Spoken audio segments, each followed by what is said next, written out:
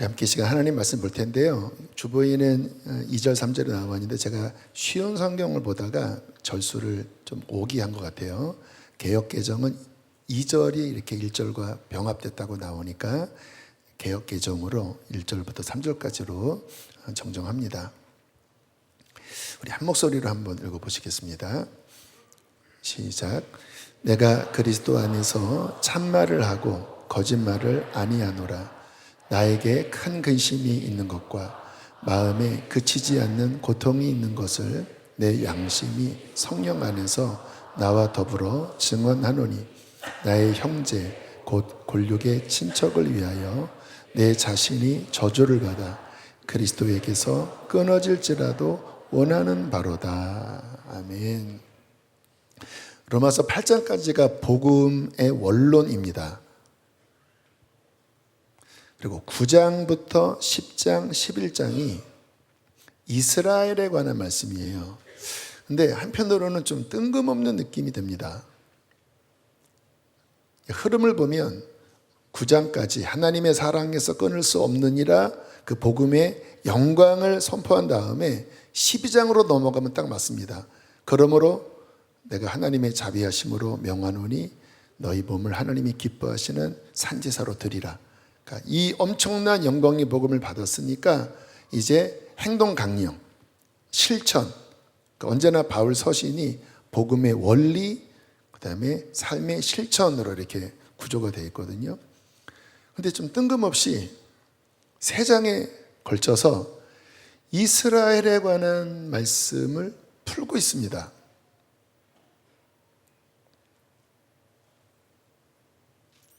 왜 그럴까? 여러분, 성경은 하나님의 감동으로 지어진 하나님의 말씀입니다.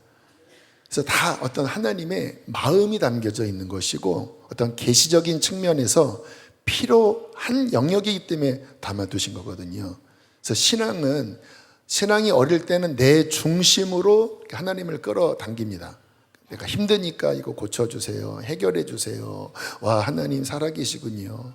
성숙되면 이제 하나님의 마음을 이해해야 되고 하나님의 가르침을 배우면서 내가 하나님께 맞춰 나가야 되는 것이죠.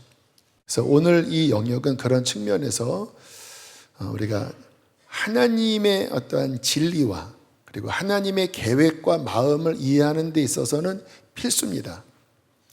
자, 왜 이 부분이 성령께서 바울을 통해서 다루시냐면 4절 5절 때문에 그런데요. 제가 읽을게요. 그들은 이스라엘 사람이라 그들에게는 양자됨과, 그러니까 이미 하나님이 택하셔서 자녀로 삼으신 첫 번째 자녀에 속한 자들이라는 거예요. 영광과 언약들과 율법을 세우신 것과 예배와 약속들이 있고, 무슨 말씀인지 그림이 그려지시죠?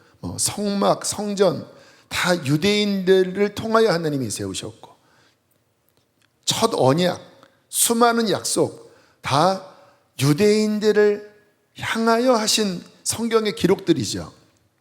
5절 보니까 조상들도 그들의 것이요. 믿음의 조상 아브라함 그들의 조상이잖아요. 육신으로 하면 그리스도가 유대인 아브라함의 후손으로 태어나셨으니, 그러나 그는 단순히 아브라함의 후손 유대인의 후손인 것만이 아니라 그는 만물 위에 계셔서 세세의 찬양을 받으실 하나님이시니라. 아멘. 이스라엘이 신앙의 원조지요. 복음에 있어서도 원조지요. 메시아를 보낼 거라고 하는 수많은 예언들이 선지서에 담겨져 있습니다. 시편에 담겨져 있습니다. 그러니까 이스라엘이 원조격인 거예요. 그러면 당연히 예수님이 이 땅에 오셨을 때 예수님을 메시아로 가장 먼저 알아봐야 할 사람들이 누굽니까? 당연히 이스라엘 사람들이어야 합니다. 왜냐하면 그들이 성경을 어릴 때부터 암송하고 그리고 메시아에 대한 인식이 있고 메시아를 기다리고 있었으니까요. 복음이 전해졌을 때 가장 먼저 받아들여야 될 사람들은 당연히 누굽니까? 당연히 이스라엘 사람들이어야 하지요.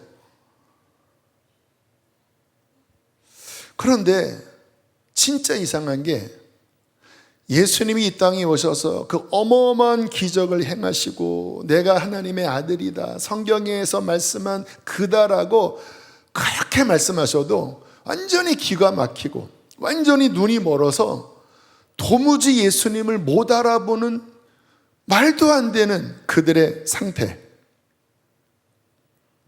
사도 바울이 이방인의 전도자로 기름 부음을 받고 이제 전 세계 다니면서 복음을 전했잖아요. 그런데 바울은 어느 나라에 가든 그 나라에는 회당이 있었습니다. 시나고그라고 하는 회당.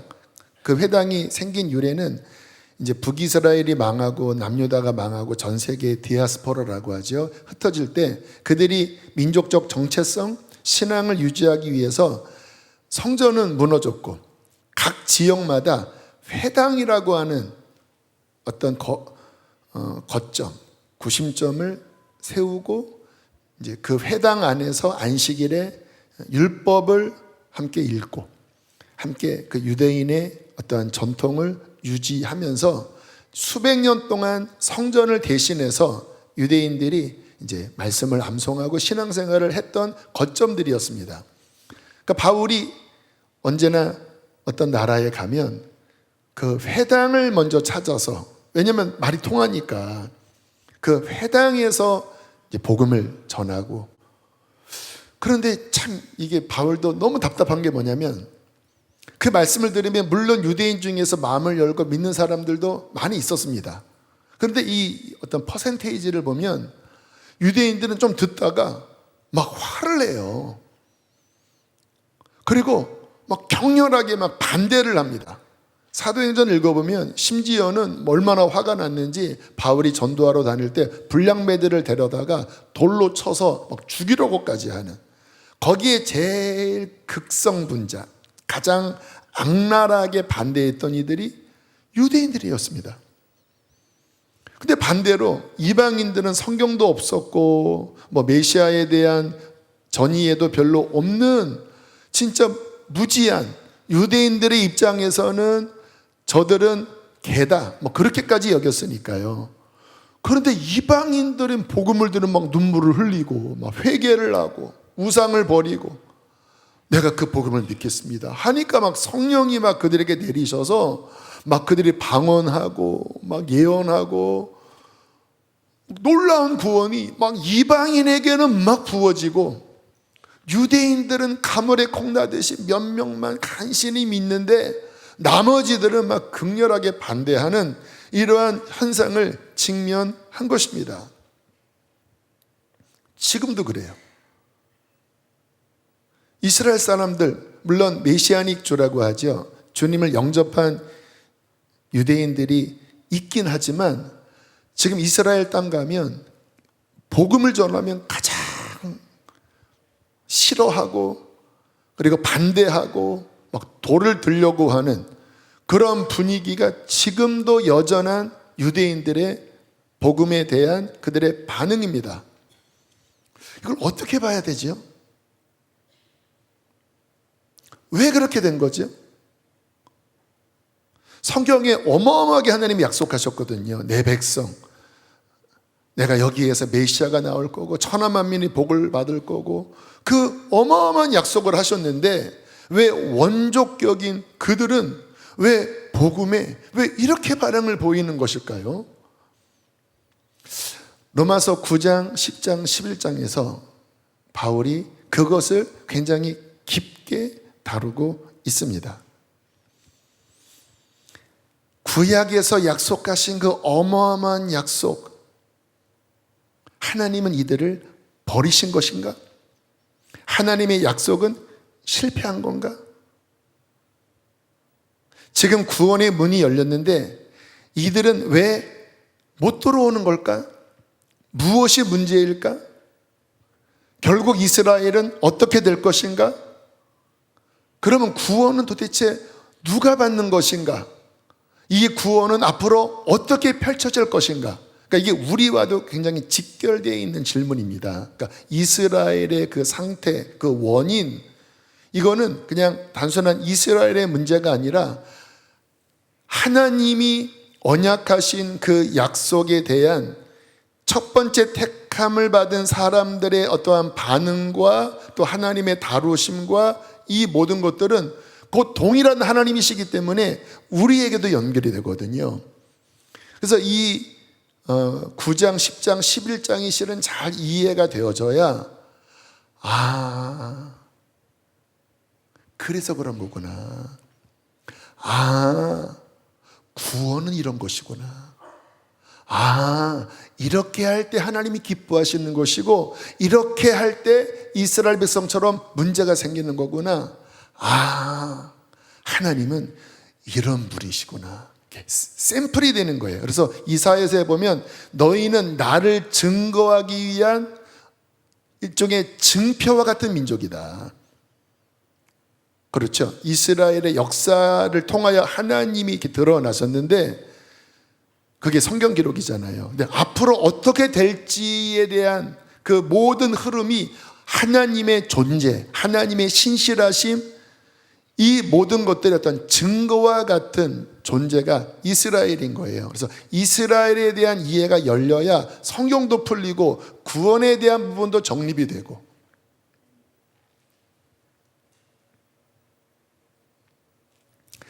그래서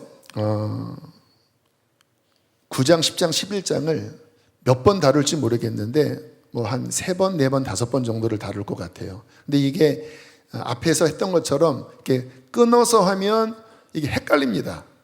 9장, 10장, 11장이 굉장히 깊고 복잡해서 이게 전체를 이해하면서 다뤄야 이게 열리지. 특별히 구원론에 관한 부분도 그렇고. 그래서 이렇게 전체를 제가 아우르면서 몇 번 정도에 걸쳐서 이 말씀을 나누겠습니다. 그래서 여러분들이 나는 뭐 이스라엘에 관심이 없다. 요즘 매스컴에 굉장히 이스라엘을 부정적으로 다루잖아요. 그러니까 굉장히 괜히 이게 정서적으로 이게 뭔가 다칠 수도 있습니다. 그거 다 내려놓으시고 진리에 대하여 또 하나님의 마음에 대해서 우리가 열린 마음과 열린 귀를 가지고 잘 따라오기를 바랍니다. 아멘. 자, 이제 9장이 이제 그 시작인데 바울이 복음을 쭉 설명하다가 갑자기 어조가 바뀝니다. 장탄식에 막 괴로움의 탄식. 그 앞에는 뭐라고 말씀합니까? 이 어마어마한 하나님의 사랑에서 끊을 자가 아무것도 없다. 와, 막 선포하다가 갑자기 9장에 들어서 완전히 그냥 분위기가 마치 이렇게 오케스트라 음악을 듣는 거는 막 환희와 막 격정과 막 클라이막스로 올라가다가 갑자기 막 단조음에 빰빰빰빰 갑자기 막 비장하면서 막 슬퍼지는 그 느낌인 거예요. 자, 그런 느낌으로 우리 함께 1절 2절 함께 보시겠습니다. 시작. 내가 그리스도 안에서 참말을 하고 거짓말을 아니하노라. 나에게 큰 근심이 있는 것과 마음에 그치지 않는 고통이 있는 것을 내 양심이 성령 안에서 나와 더불어 증언하노니 나의 형제 곧 고륙의 친척을 위하여 내 자신이 저주를 받아 그리스도에게서 끊어질지라도 원하는 바로다. 이거는 지금 어마어마한 고백입니다. 여러분, 누가 지옥 가고 싶습니까? 그리고 분명히 그 바로 전전절에 그리스도의 사랑에서 하나님의 사랑에서 끊을 것은 없다라고 선언해 놓고 갑자기 끊어져도 좋다. 나 저주를 받아도 좋다. 나 지옥 가도 괜찮다. 무엇을 위해서라면 내 고륙 친척, 내 동족 이스라엘이 구원을 받을 수만 있다면 저들의 저 완악한 마음이 녹아지고 저들의 가려진 그 안대가 벗겨지고 저들이 이 복음을 받아들일 수 있다면 하나님 저를 생명책에서 주님 지워주셔도 좋겠습니다. 떠오르는 사람이 있죠. 모세도 그랬잖아요. 주님, 이들을 포기할 거라면 차라리 내 이름을 생명책에서 지워주십시오. 또 기억나는 분 계시죠? 예수님이죠. 그러니까 이 마음은 바울의 마음이 아니고 모세의 마음이 아니고 예수님의 마음입니다. 예수님이 하나님에게서 끊어지면서 우리를 구원하셨잖아요. 그러니까 지금 이 바울의 고통, 이 괴로움은 바울의 어떤 인간적인 동족애가 아니라 하나님의 마음입니다. 너무 괴롭고 너무 아프고 그렇지 않겠습니까? 하나님이 아브라함을 부르실 때 내가 너로 큰 민족을 이루고 이스라엘이죠. 그리고 너희 후손에게서 메시아가 나올 거고 그리고 그 메시아를 통하여 천하만민이 구원을 받을 거고 내 민족은 제사장 민족으로 하나님의 이 영광을 받은 민족으로 많은 사람을 많은 민족을 축복하는 이게 원래 하나님의 계획이었거든요. 근데 지금 그 메시아를 죽이고 그 메시아를 거절하고 그러니까 이게 하나님의 마음이 이게 너무 속상하고 너무 아프고 지금 여러분 에스겔서가 다 그 같은 흐름 안에 있는 것입니다. 예레미야가 다 같은 흐름 안에 있는 거예요. 하나님이 택한 민족 그 성전을 무너뜨리실 때 하나님의 마음이 어떻겠습니까? 그 에스겔서의 핵심은 그 영광이 떠나가는 거거든요. 하나님의 영광이 그 성소에서부터 올라와서 떠나가세요. 하나님의 마음이 어떻겠습니까?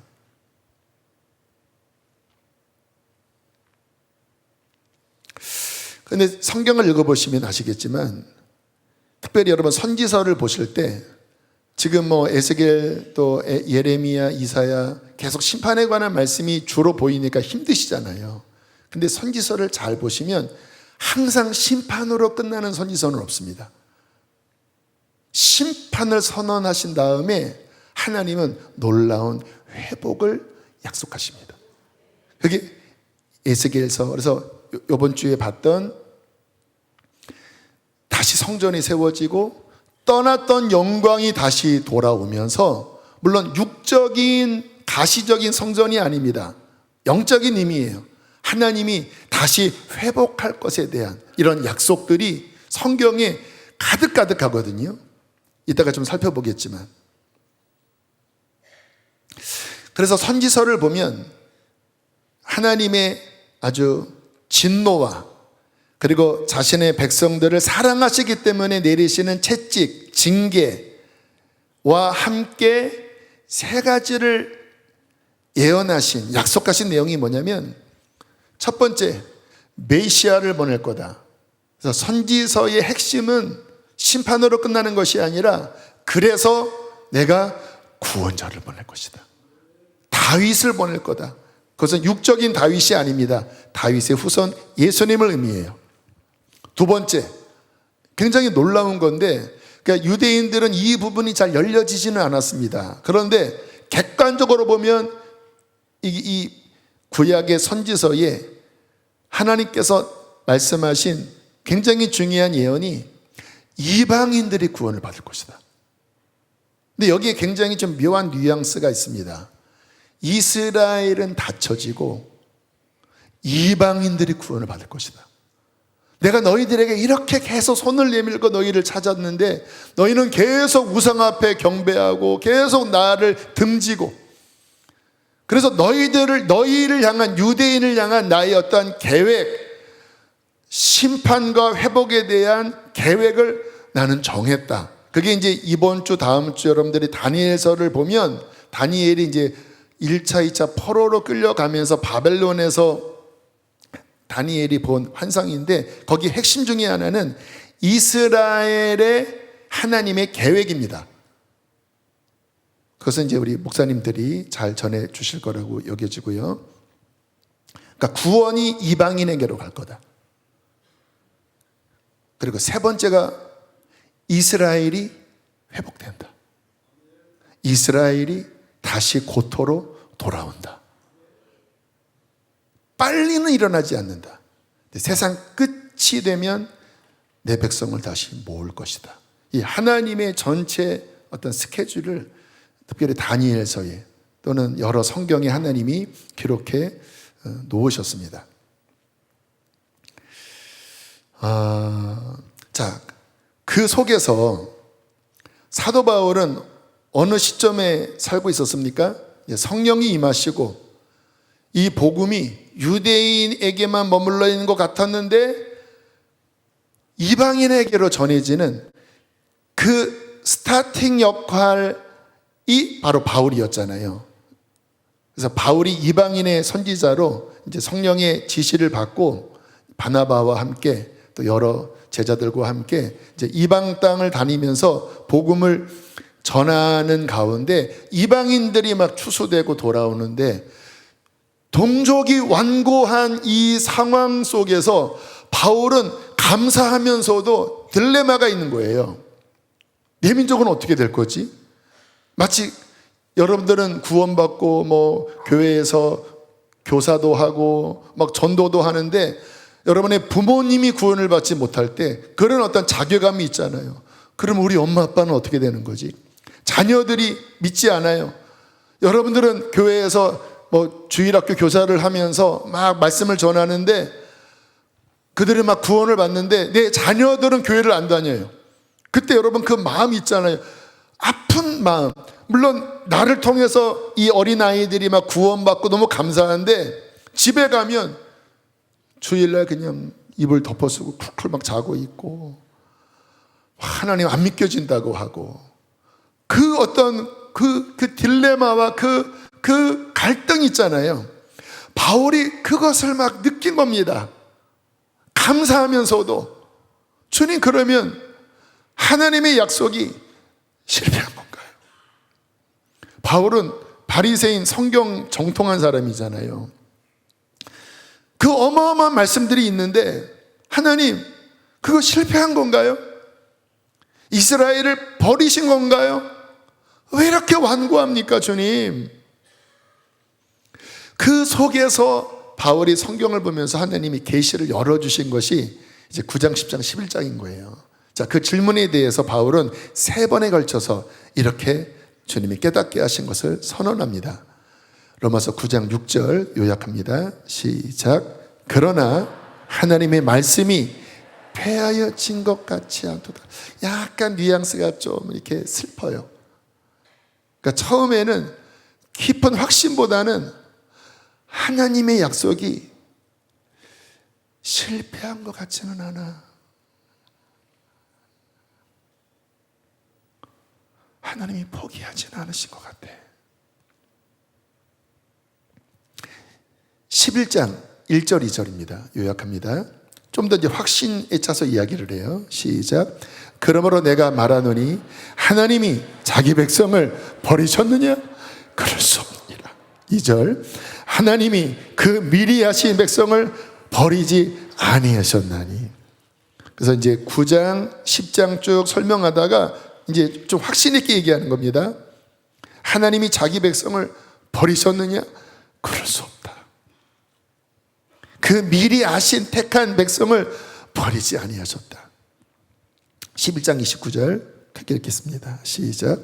하나님의 은사와 부르심에는 후회하심이 없느니라. 굉장히 유명한 말씀입니다. 하나님의 은사와 부르심에는 그 하나님의 계획은 후회하심이 없다고 하는 말은 뭐냐면 신실하게 그 말씀을 하나님은 이 사람들이 막 엎어치고 좌체고 하는 가운데서도 하나님은 하나님의 약속을 신실히 지켜 나가신다는 것입니다.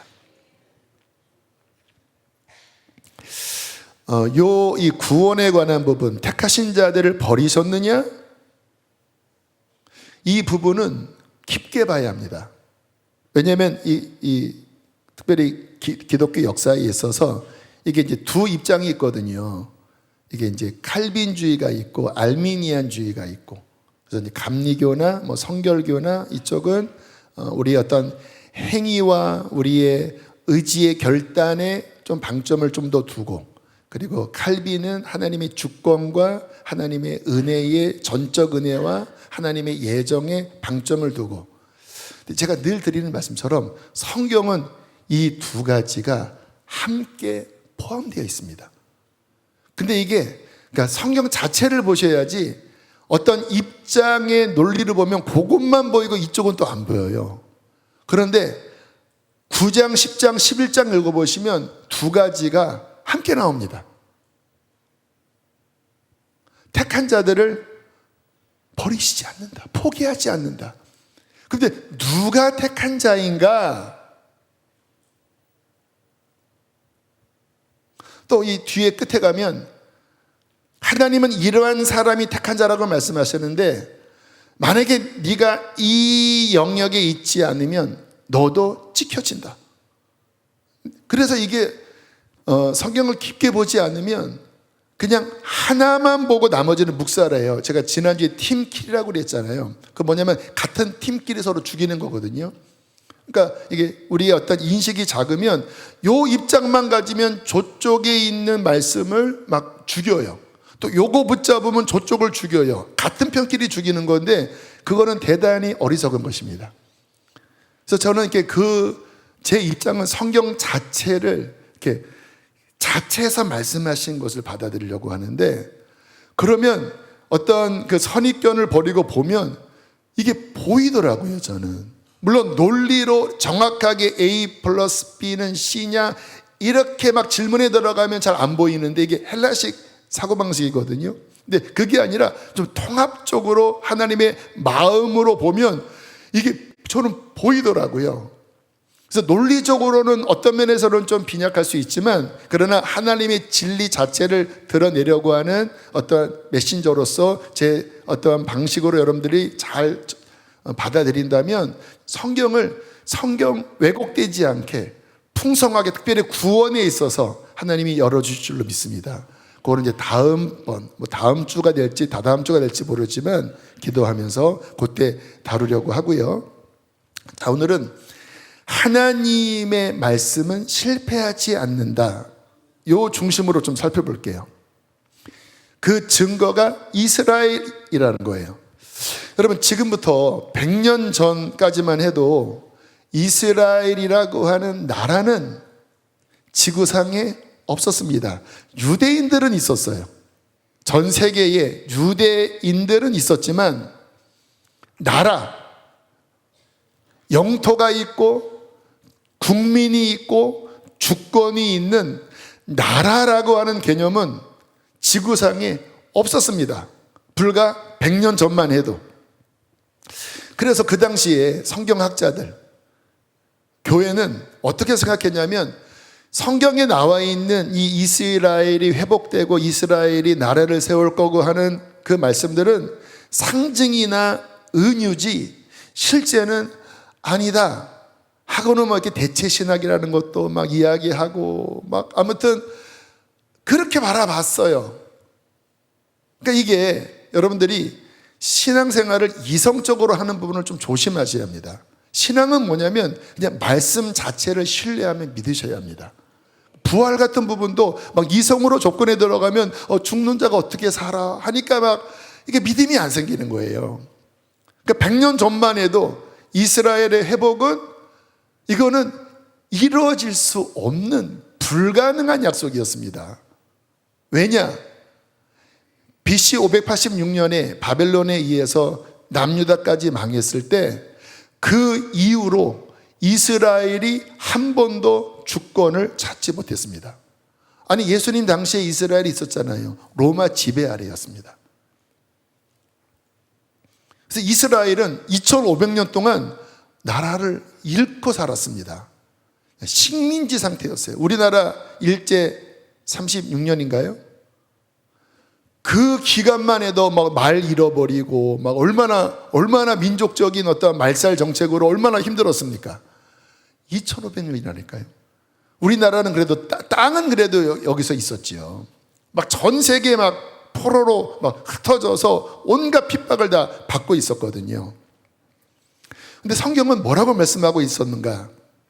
자, 호세아 1장 10절 11절 제가 읽을게요. 그러나 이스라엘 자손의 수가 바닷가에 모래같이 되어서 헤아릴 수가 없고 셀 수도 없을 것이며 전에 그들에게 이르기를 너희는 내 백성이 아니란 그곳에서 그들에게 이르기를 너희는 살아계신 하나님의 아들들이라 할 것이라. 11절 읽으실까요? 시작.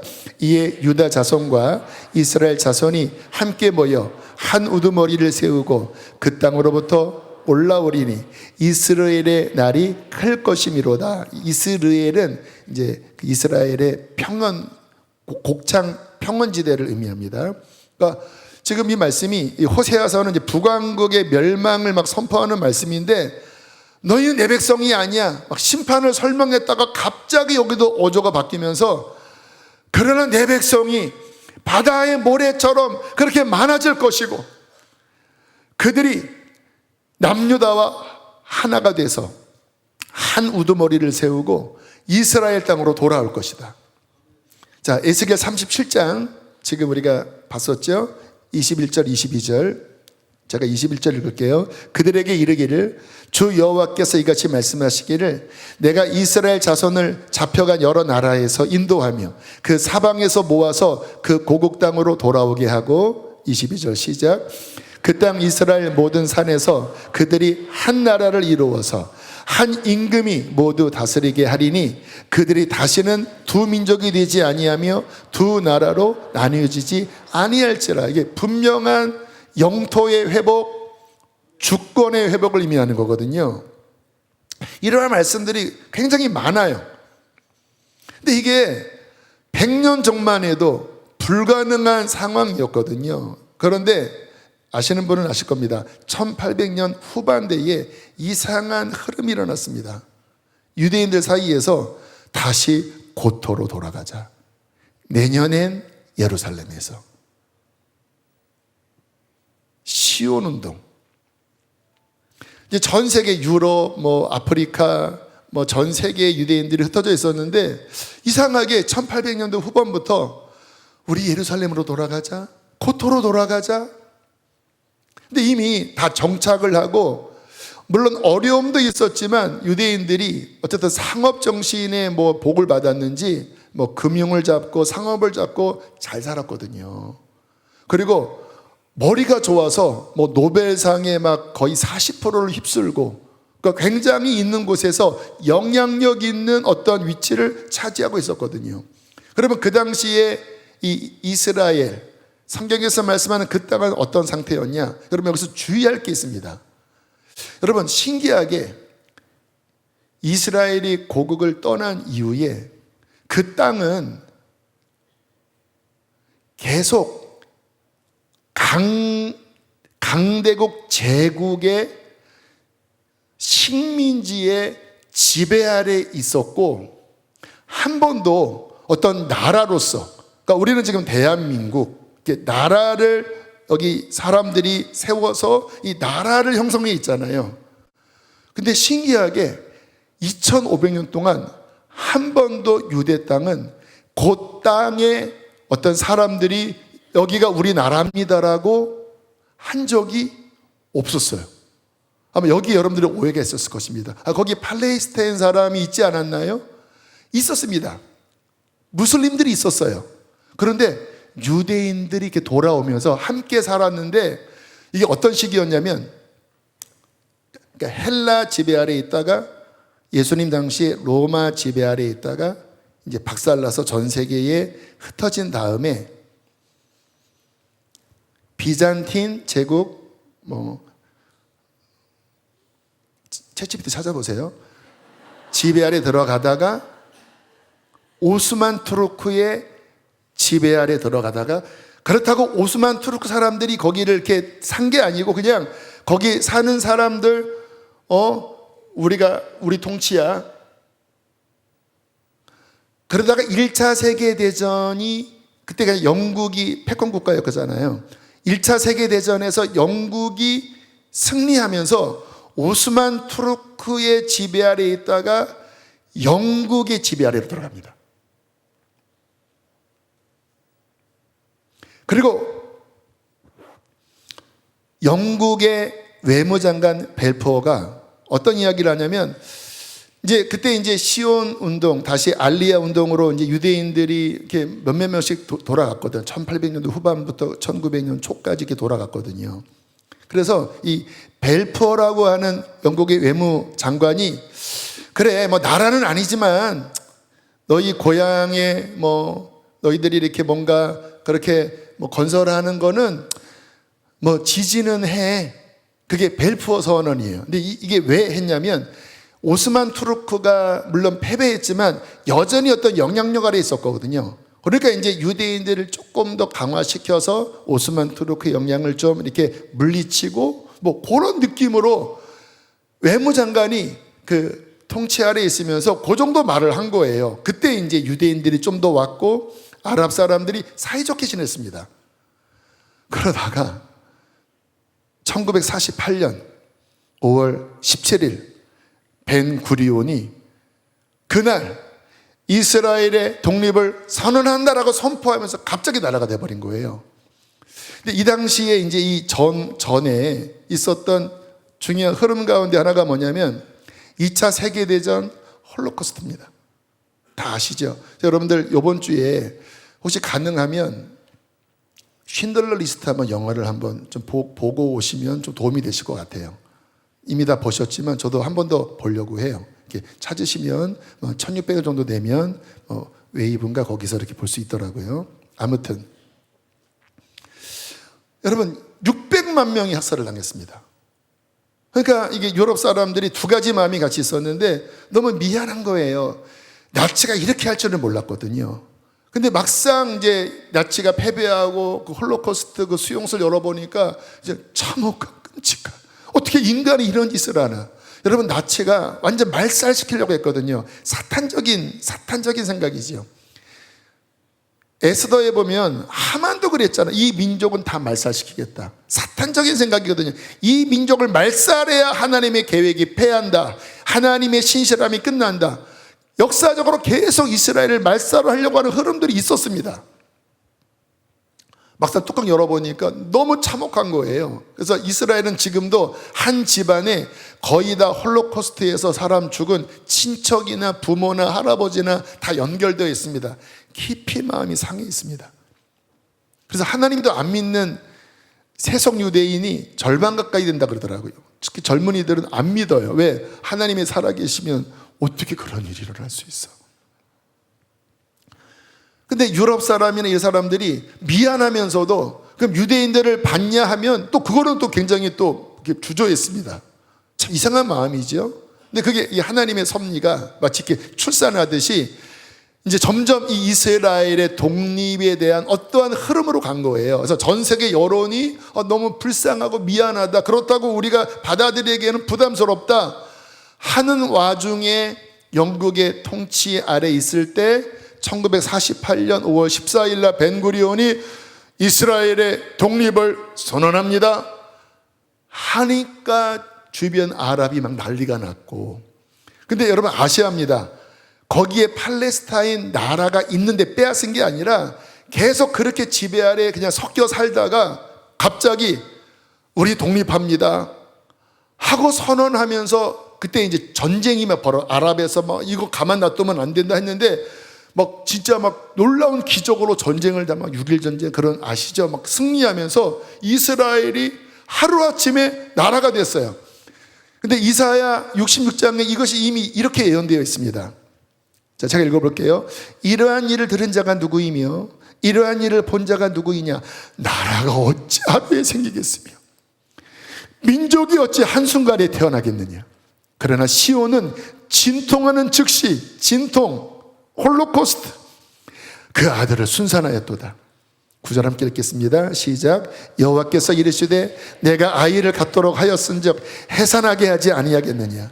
내 하나님이 이르시되 나는 해산하게 하는 이인즉 어찌 태를 닫겠느냐 하시니라. 하루아침에 한 민족이 태어날 것이다. 100년 전만 해도 이건 말이 안 되는 뜬구름 잡는 그러한 약속인 것처럼 보였습니다. 하나님의 약속이 폐하여졌는가? 그럴 수 없느니라. 하나님이 역사를 움직이시니까. 물론 엄청난 어려움이 있었습니다. 하나님의 약속이 쉽게 그냥 되어지지는 않는 것 같아요. 자, 예수님이 이제 십자가 지시고 부활하신 다음에 승천하시기 직전에 제자들과 하는 대화를 한번 들어보실까요? 사도행전 1장 6절 7절. 그들이 모였을 때에 예수께 여쭈어 이르되 주께서 이스라엘 나라를 회복하심이 이때입니까? 이런 약속도 예언들을 이제 제자가 기억하고 이제 그러면 우리가 주권을 회복하겠습니까? 이르시되 때와 시기는 아버지께서 자기의 권한에 두셨으니 너희가 알 바 아니요 오직 성령이 너에게 임하시면 너희가 권능을 받고 예루살렘과 온 유대와 사마리아와 땅끝까지 이르러 내 증인이 되리라. 야, 지금은 그 타이밍이 아니야. 그 카이로스가 아니야. 지금은 성령이 임하셔서 복음이 모든 민족에게 전파되는 그 시기야.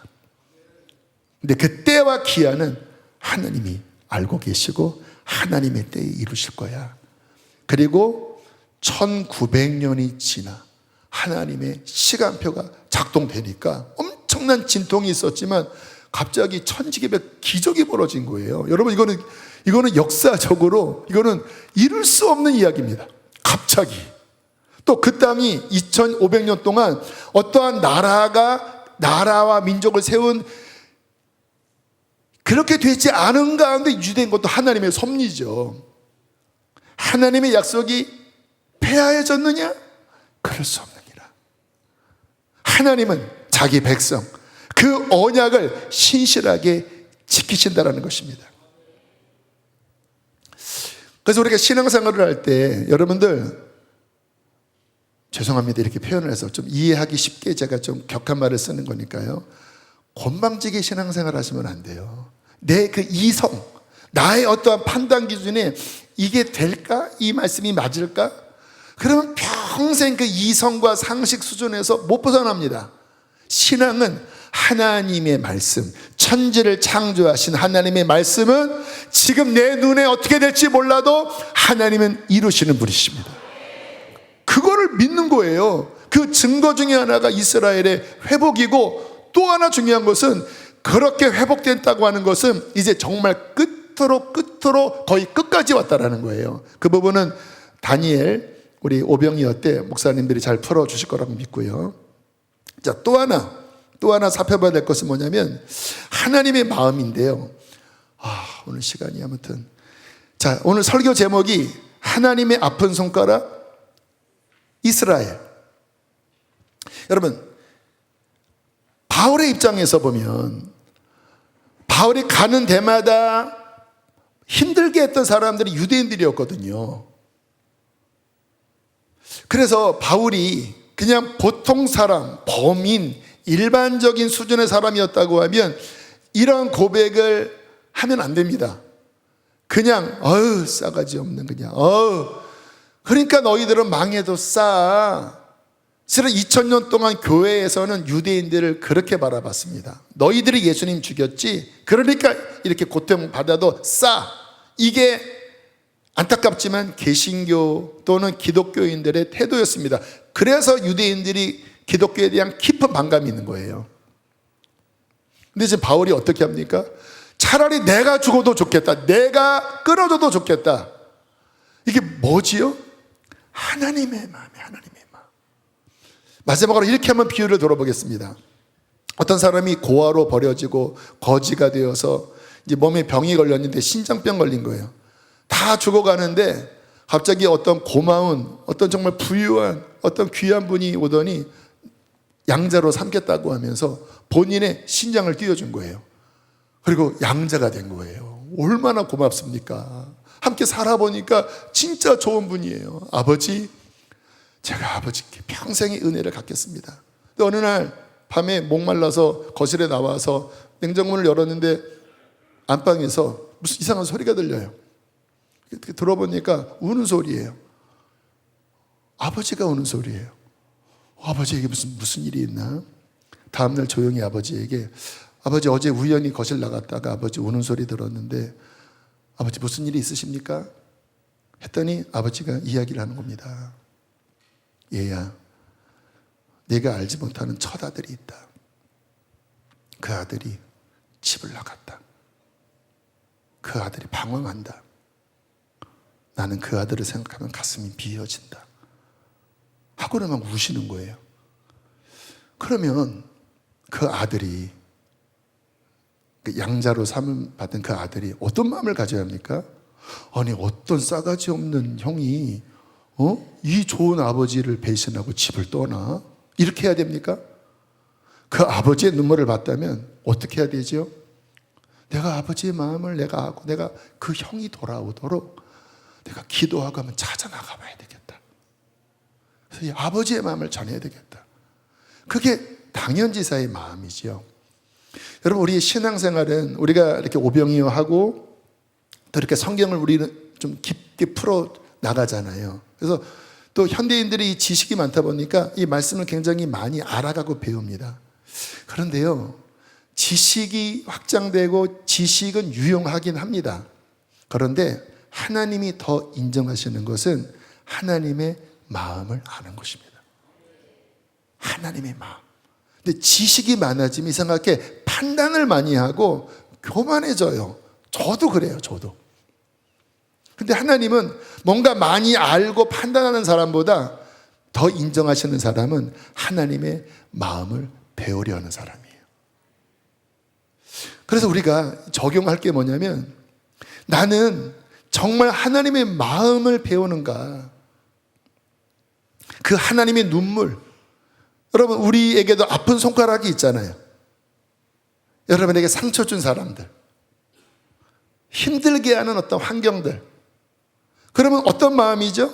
우리는 막 화가 나고 막 정죄하고 나쁜. 그럼 어떤 마음이에요? 그가 뭐 문제가 생기면 꽃이다. 네가 그러니까 그렇게 됐지. 이게 굉장히 율법적인 마음이, 눈에는 눈, 이에는 일법적인 마음인데, 여러분, 하나님이 우리에게 배우기를 원하시는 마음은 지금 바울이 고백한 하나님 아버지의 마음입니다. 이 시간 우리 찬양팀 나오셔서 시간상 찬양을 부르지는 않고 함께 기도할 때 찬양 후렴구에 주님 마음 내게 주십시오. 우리 함께 시간 기도하기를 원하는 것은, 하나님, 오늘 바울이 가졌던 그 주님의 마음을 주님 배우기를 원합니다. 여러분, 이웃을 생각할 때, 또 가족을 생각할 때 여러분에게 상처 주었던 사람도 있을 것이고 미운 사람도 있을 것입니다. 하나님, 주의 마음을 주시옵소서. 여러분 자신을 어떻게 바라보는지는 모르겠어요. 주님의 마음을 부어주시옵소서. 오늘 성령께서 하나님 아버지의 마음을 우리 가운데 부어주시기를 간절하게 축복합니다. 이 시간 우리 주여 크게 한번 부르시고 기도하시겠습니다. 주여. 할렐루야. 하나님 아버지 감사합니다. 하나님, 주님의 마음을 우리 가운데 부어주시옵소서. 주의 마음을 우리 가운데 부어주시옵소서. 주님, 하나님, 주여, 주님 도와주시옵소서. 주님의 말씀을 신실하시고 주님의 약속을 신실하시고 아버지, 주님 아버지, 주님 감사합니다. 하나님, 주님 찬양합니다. 아버지 감사합니다. 주여, 주여,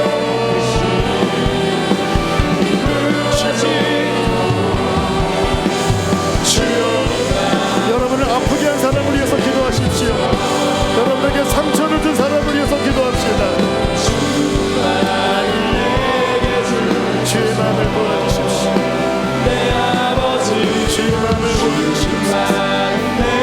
주여,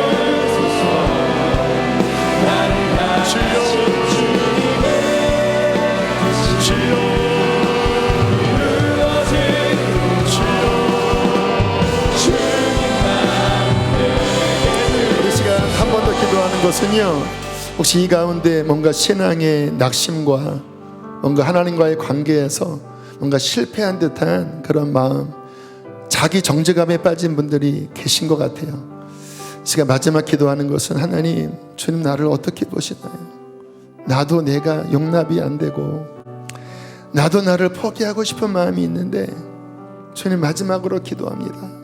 나를 향한 하나님의 마음은 무엇입니까? 그 마음을 내게 열어 주시옵소서. 우리 그 부분을 놓고 우리 한 번만 더 기도합니다. 주여 부르고 기도합니다. 주여 아버지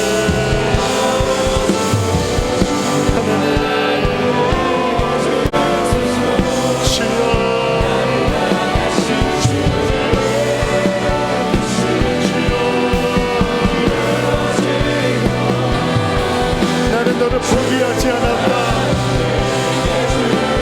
나는 너를 잊지 않았다.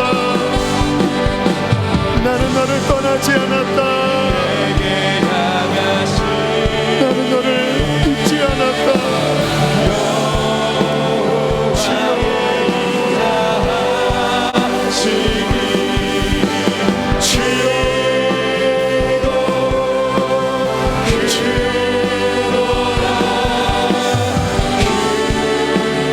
나는 너를 놓지 않았다. 나는 너를 잊지 않았다.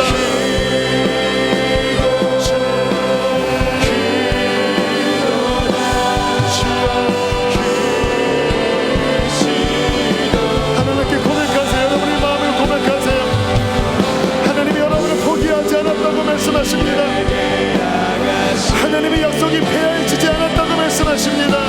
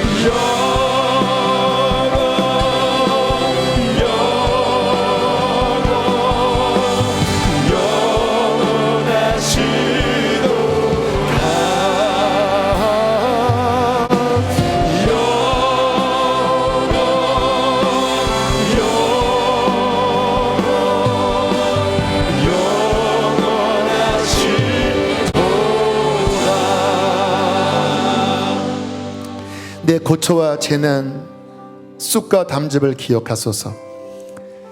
내 마음이 낙심이 되었사오나 오히려 나의 소망이 됨은 여호와의 인자와 긍휼이 무궁하심으로 우리가 진멸되지 아니함이시나이다. 이것이 아침마다 새로우니 주의 성실하심이 크시도소이다. 주의 성실하심이 크시도소이다. 하나님, 이스라엘 백성처럼 우리도 방황하고 하나님 앞에 가슴을 아프게 하는 실패의 모습처럼 살아갈 때가 많이 있습니다. 하나님의 약속이 폐해지지 않았다. 내가 너를 잊지 아니하였다. 내가 너를 버리지 아니하였다. 우리를 신실한 사랑으로 붙잡으시는 주님, 오늘 이 말씀을 통하여 다시 우리를 붙잡고 계신 주님을 보게 하여 주십시오. 하나님의 음성을 내 마음 깊은 곳에 받게 하여 주시옵소서. 주님 감사합니다. 주님 사랑합니다. 귀하님을 봉헌합니다. 한 주의 삶도 함께 해주시고 주님, 우리에게 하나님의 마음을 더 계시하여 주시옵소서. 이제는 우리 주 예수 그리스도의 은혜와 하나님의 사랑과 성령의 교통하심이 이 말씀을 받은 모든 이들 안에 함께 있을지어다. 아멘.